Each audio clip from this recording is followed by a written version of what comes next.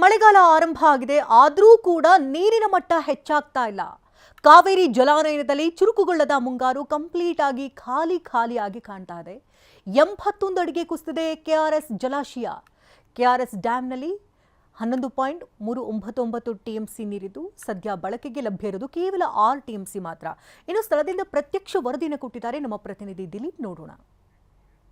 ರಾಜ್ಯದ ಹಲವೆಡೆ ಮಳೆರಾಯ ಅಬ್ಬರಿಸ್ತಾ ಇದ್ದಾನೆ. ಆದರೆ ಕಾವೇರಿ ಜಲಾನಯನ ಪ್ರದೇಶದಲ್ಲಿ ಮುಂಗಾರು ಚುರುಕುಗೊಂಡಿಲ್ಲ. ಈ ಕಾರಣದಿಂದಾಗಿ ಕೆಆರ್ಎಸ್ ಜಲಾಶಯದ ಮಟ್ಟ ದಿನೇ ದಿನೇ ಕುಸಿತಾ ಇರುವಂಥದ್ದು. ಈಗ ಸದ್ಯಕ್ಕೆ 81 ಅಡಿಗೆ ಕುಸಿತಿರುವಂಥದ್ದು. ಈಗ ನಾನು ದೃಶ್ಯದಲ್ಲಿ ತೋರಿಸ್ತಾ ಹೋಗ್ತೇನೆ ಎಷ್ಟರ ಮಟ್ಟಿಗೆ ನೀರು ಕುಸಿತಿದೆ ಅನ್ನುವಂಥದ್ದನ್ನ ದೃಶ್ಯದಲ್ಲಿ ನೋಡ್ಬೋದು.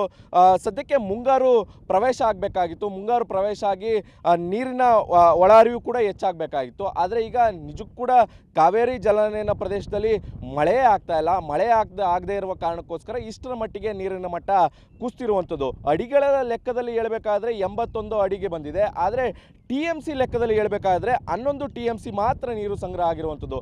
11 ಟಿಎಂಸಿಯಲ್ಲಿ ಕೇವಲ 7 ಟಿಎಂಸಿ ಮಾತ್ರ ಲಭ್ಯ ಇರುವಂಥದ್ದು. ಸುಮಾರು 4 ರಿಂದ 5 ಟಿಎಂಸಿ ಡೆಡ್ ಸ್ಟೋರೇಜ್ ಆಗೇ ಇರುತ್ತೆ. ಆದರೆ ಕೇವಲ 7 ಟಿಎಂಸಿ ಮಾತ್ರ ನೀರು ಬಳಕೆಗೆ ಲಭ್ಯ ಇರುವಂಥದ್ದು. ಅದರಲ್ಲೂ ಕೂಡ ಜೂನ್ ಬಂದಿದೆ. ಜೂನ್ ತಿಂಗಳಲ್ಲಿ ತಮಿಳುನಾಡಿಗೆ ಈಗ ಏನು ಕೋರ್ಟ್ ಇದೆ, ಹೈಕೋರ್ಟ್ನ ಸೂಚನೆಗಳು, ಸುಪ್ರೀಂ ಕೋರ್ಟ್ನ ಸೂಚನೆಗಳೇನಿದೆ ಆ ಸೂಚನೆಯಂತೆ 9 ಟಿಎಂಸಿ ನೀರನ್ನು ಕೊಡಬೇಕಾಗಿದೆ.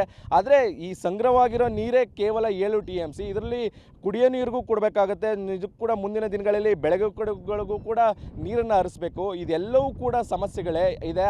ಈ ನಡುವೆ ದಿನೇ ದಿನೇ ನೀರಿನ ಮಟ್ಟ ಕುಸಿತಾ ಇರುವಂಥದ್ದು ನಿಜಕ್ಕೂ ಕೂಡ ಆತಂಕ ಇರುವಂಥದ್ದು. ಕೇವಲ ಕೆಆರ್ಎಸ್ ಜಲಾಶಯ ಮಾತ್ರ ಅಲ್ಲ, ಕಬಿನಿ ಜಲಾಶಯದಲ್ಲೂ ಕೂಡ ಇದೇ ರೀತಿಯಂತಹ ಪರಿಸ್ಥಿತಿ ಉಂಟಾಗಿರುವಂಥದ್ದು.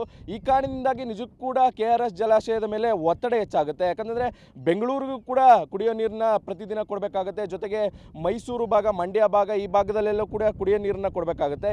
ಇದೆಲ್ಲ ದೃಷ್ಟಿಯಿಂದ ನಿಜಕ್ಕೂ ಕೂಡ ದೊಡ್ಡ ಮಟ್ಟದ ಆತಂಕ ಸೃಷ್ಟಿಯಾಗಿರುವಂಥದ್ದು. ಈಗ ಜೂನ್ ತಿಂಗಳಲ್ಲಿ ಅರ್ಧ ಮುಗಿದಿರುವಂಥದ್ದು. ಇನ್ನು ಕೇವಲ ಅರ್ಧದ ಅಂದರೆ ಇನ್ನು 15-20 ದಿನದ ಒಳಗಾಗಿ 9 ಟಿಎಂಸಿ ನೀರನ್ನು ಕೊಡಬೇಕಾದಂಥ ಅನಿವಾರ್ಯತೆಯಲ್ಲಿ ಸಿಲುಕೊಂಡಿರೋದು. ಇದನ್ನು ಯಾವ ರೀತಿ ಕಾನೂನು ಹೋರಾಟ ಮಾಡುತ್ತೆ ರಾಜ್ಯ ಸರ್ಕಾರ ಅನ್ನೋಂಥದ್ದು ಕೂಡ ಕಾದು ನೋಡಬೇಕಿದೆ. ಯಾಕಂದರೆ ಅಷ್ಟರ ಮಟ್ಟಿಗೆ ಪ್ರತಿ ಬಾರಿ ಈ ರೀತಿಯಂಥ ನೀರಿನ ಮಟ್ಟ ಕುಸಿದಂಥ ಸಂದರ್ಭದಲ್ಲಿ ಸಂಕಷ್ಟಕ್ಕೆ ಸಿಲ್ತಾ ಇತ್ತು, ಹೋರಾಟಗಳ ಪ್ರಾರಂಭ ಆಗ್ತಾ ಇತ್ತು. ಈಗಲೂ ಕೂಡ ಅದೇ ರೀತಿಯಂಥ ಪರಿಸ್ಥಿತಿ ನಿರ್ಮಾಣ ಆಗಿದೆ. ಕಳೆದ 7-8 ವರ್ಷಗಳ ನಂತರ ಇಷ್ಟರ ಮಟ್ಟಿಗೆ ನೀರು ಕುಸಿತಿರುವಂಥದ್ದು. ಈ ಕಾರಣದಿಂದಾಗಿ ಬಹುದೊಡ್ಡ ಮಟ್ಟದ ಆತಂಕ ಸೃಷ್ಟಿ ಆಗ್ತಾ ಇರುವಂಥದ್ದು.